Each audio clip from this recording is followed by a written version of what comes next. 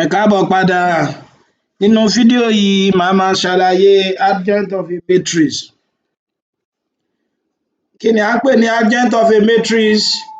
Tá a bá ní adjoint of a matrix A, a máa ń kọ pẹ̀lú add A, òun náà ni C transpose. Nígbà tí C wa tó jẹ́ kí ni o? Matrix of the cofactor. Àwọn matrix tó jẹ́ pé kí ni o? A fàyọ láti bí cofactor. Tó bá gbàgbé nínú fídíò ìṣáájú mo ṣàlàyé cofactor fún wa.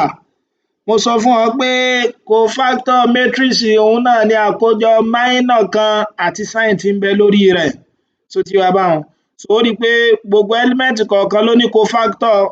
So ó ní sign tí ó máa wà lórí rẹ̀ tí a mọ̀ sí cofactor, ó dẹ̀ sì ní minor. Kí ni minor? Mo ló mọ minor matrix kan nípa pé ó mọ clear row rẹ̀ àbí column rẹ̀. Ìjẹ́ kí n tí mo lè ṣàlàyé kó lè yé wa yékéyéké. Ká pé mo ní A mi tó bá jẹ́ 1, 2, 3, 4, find adjoint of A. Find adjoint of matrix A. Tí A mi bá jẹ́ 1, 2, 3, 4, wọ́n ní kí n find the adjoint of A mi. Má gbàgbé kí la ní adjoint A ó mọ jẹ́ o? Adjoint of A òun ni ó mọ jẹ́ C transpose. So tí C rẹ tó jẹ́ matrix of the cofactor. Má dẹ̀ gbàgbé bí mo ṣe ló mọ ṣe, ó rí i pa ní kí ni? A ní 1, 2, 3, 4. N tó kọ́kọ́ ṣe ni pé o kọ́kọ́ fi sign sórí wọn. Ó rí i pé plus mi wà níbí báyìí. Mo ló kọ́kọ́ bẹ̀rẹ̀ látapá ọ̀tún rẹ̀ plus minus minus plus. Bó la ṣe mọ àwọn eléyìí? Òun náà ni pé kí ni o? Tó bá wo ààyè tí matrix yìí wà, èyí tó jẹ́ 1 yìí, ó rí i pé row 1 column 1 ni o. Tó bá row 1 àti 1 papọ̀, ó rí i pé 2 ni ó fún mi, 2 jẹ́ even. Mo sọ fún ọ pé tó bá jẹ́ pé tó bá ro àwọn subscript yẹn papọ̀ tó wá get 2, á já sí pé plus ni ó máa wà lókè rẹ̀. Ó rí i pé tó bá wo eléyìí náà bákan náà wẹ̀, 2, ó rí i pé row 1 column 2 ni, subscript yẹn jẹ́ 1, 2. Tó bá ro 1 àti 2 papọ̀, ó mọ get 3. Á já sí pé 3 yẹn odd ni o, negative ni ó máa wà lórí rẹ̀. Ṣó ti yé wa báhun? Ó máa wá minor kọ̀ọ̀kan nínú wọn. Wá ní minor of 1. Má gbàgbé pé bó la ṣe mọ minor 1? Minor matrix kan òun ni pé ó clear row tí matrix yẹn wà àti column tó wà. Kí ló kúnlẹ̀ o? Ó kù 4. Ṣó ti yé wa? Má wá gbàgbé, ó gbé kí ni sí? Ó gbé, ó rí i pé a mọ̀ pé 4 ló kún àbí? Ó wá gbé sign tó wà lórí rẹ̀ sí plus 4. Ṣó ti yé mi báyìí? Lẹ́yìn rẹ̀, á tún find the minor of 2. Bó ló ṣe máa mọ minor of 2 bákan náà? Ó tún clear row tí 2 wà àti column tó wà. Kí ló fún ọ? Ó rí i pé òun yẹn fún wa ní kí ni? Ó fún wa ní 3. Ó wá fi sign tó yẹ kó wà lókè rẹ̀ sí náà tí ń jẹ́ minus 3. Lẹ́yìn rẹ̀ náà ó tún find the minor of 3 bákan náà ìwẹ̀. Kí ni minor of 3 ó jẹ́? Ó clear row tó wà àti column tó wà. Ó rí i pé kí ló fún wa o? Ó fún wa ní 2 àbí? Kí ló dẹ̀ sì yẹ kó wà níbi 2? Minus àbí? Lókè minor yìí, so minus àbí? So ẹlẹ́ẹ̀kẹta ó tún find the minor 4. Kí ni minor 4 mọ jẹ́ o? Ó clear row rẹ̀ àti column rẹ̀. Kí ni ó mọ jẹ́? Yóò jẹ́ 1. Kí ló sì yẹ kó wà lókè rẹ̀? Ó jẹ́ positive. Ṣó ti yé wa báyẹn? So ìjẹ́ tí eléyìí bá yé wa, o ti mọ C rẹ̀, ó rí i pé a ti wá minor gbogbo ẹ̀ tán. Á já sí pé C mi ó mọ jẹ́ kí ni? 4 minus 3 minus 2, 1. Ṣó ti yé mi báhun? Adjoint mi, adjoint A mi òun ni ó máa jẹ́ transpose C. Transpose ni pé kó yí row rẹ̀, kó yí sí column, kó dẹ̀ yí sí column, kó yí sí row. Ó rí i pé tá a bá yí, kí leléyìí ó mọ jẹ́ o? Ó rí i pé 4 minus, so yóò mọ jẹ́ kí ni? 4 minus 2. Tó bá tún yí eléyìí náà, so ó rí i pé column ló wà tó yí sí row, minus 3, 1. Ṣó ti yé mi báyẹn? Eléyìí ni adjoint mi. Ó rí i pé kò le rárá láti wá. Ìjẹ́ tí eléyìí bá yé wa, ó ti yé wa bá ṣe lè wá 2 by 2 adjoint. Bó o ní tó bá ní 3 by 3 ńkọ́? Jẹ́ n fún ọ ní àpẹẹrẹ kan. Jẹ́ n fún ọ ní àpẹẹrẹ. So àpẹẹrẹ example. Ó yá, ká pé mo ní A mi tó bá jẹ́ 1, 2, 3, 1, 1, 0, 5, 6, 7. Mo mú lórí ni o. má bínú kò ní kìí ṣe matrix ni o. So find adj, that is adjoint of A. Má gbàgbé kí ni mo pè adjoint of A? Adjoint A mi ni kí ni o, C transpose àbí? So òun ni C transpose.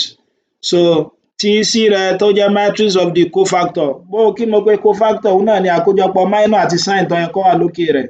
Má gbàgbé kí ni sign eléyìí? Plus, minus, plus, minus, plus, minus, plus, minus, plus. Ǹjẹ́ tí eléyìí bá ti yé wa, a máa mú lẹ́yọ kọ̀ọ̀kan. A já sí pé eléyìí ó máa jẹ́ kí ni o? Minor of 1. Bó ló ṣe máa mọ minus 1? Ó clear row rẹ̀ àti column rẹ̀. Kí ni ó kúnlẹ̀? Yóò máa kún kí ni? 1 0, so 1 0 6 7 àbí? 1 0 6 7. But má gbàgbé sign tó wà lókè rẹ̀ plus. Ó rí pé tí n bá find the determinant eléyìí yóò máa jẹ́ 7 minus 0. Eléyìí tí ń ṣe 7. Ó tún wá minor kejì náà, minor of 2. Kí ni minus 2? Ó kọ́kọ́ kọ sign tó wà lókè rẹ̀ tí ń ṣe minus àbí? Ó tún clear row rẹ̀ àti column tó wà láti fi mọ ohun tí ó kù. Ó rí pé kí ni ó kù ńlẹ̀? Tí n bá clear row rẹ̀ àti column rẹ̀, ó kù 1 0 5 7. 1 0 5 7. Ó rí pé yóò máa jẹ́ minus 7 àbí? So kí ni minor 3 bákan náà ẹ̀wẹ̀? So minus 3 náà ni pé kọ́kọ́ sign tó wà ńbẹ̀ tí ń ṣe 3 àbí? Tó bá ti kọ́ tán, ó yá gbé àwọn minor rẹ̀, ó clear row rẹ̀ àti column tó wà, yóò máa kù 1 1 5 6. 1 1 5 6. Ó rí pé tó bá ṣe yóò máa fún ẹ ní kí ni o? 6 minus 5, eléyìí yóò máa jẹ́ 1 àbí? Ó tún find the minor eléyìí tó kù tí ń ṣe minor 1 àbí? So tó bá ti mọ minor 1, má gbàgbé ó kọ́kọ́ gbé sign tó wà lókè 1 sí, which is minus 1 àbí? Ó clear row tòun náà àti column tó wà, òun jẹ́ 2 3 6 7. 2 3 6 7. Ó rí pé tá a bá ṣe yóò máa jẹ́ kí ni o? 2 times 7 14 minus 18 minus 4. Minus 4 times minus yóò fún mi ní 4 àbí? A tún wá minor tó kù, minor of 1. Ó kọ́kọ́ sign tó yẹ kó wà lókè plus àbí? Ó clear row rẹ̀ àti column tó yẹ kó wà, yóò máa kún kí ni? 1 3 5 7. 1 3 5 7. Tó bá ṣe òun náà, 1 times 7 7. 7 minus 15, so minus 8. So ti yé wa? Kí ló kúnlẹ̀? Minor of 0. Minor of 0. Kí ni sign tó wà lókè rẹ̀? Sọ pé minus ni àbí? So ó tún clear row rẹ̀ àti column rẹ̀, yóò kù 1 2 5 6. 1 2 5 6. 1 2 5 6. Yóò máa jẹ́ 6 minus 10, which is minus 4. Minus 4 times minus yóò fún mi ní 4 àbí? Kí ló tún kù? Minor of, ó rí pé 5 ló kù àbí? So sign tó wà lókè rẹ̀ jẹ́ plus, ṣùgbọ́n ó clear row àti column rẹ̀, yóò kù kí ni o? 2 3 1 0. 2 3 1 0. 2 3 1 0. Yóò jẹ́ 2 times 0 0. 0 minus 3, so minus 3. So minor of 6. Ó rí pé 6 ni element tó kún àbí? Negative ló yẹ kó kọ́kọ́ wà ńbẹ̀, ó kọ́kọ́ kọ́.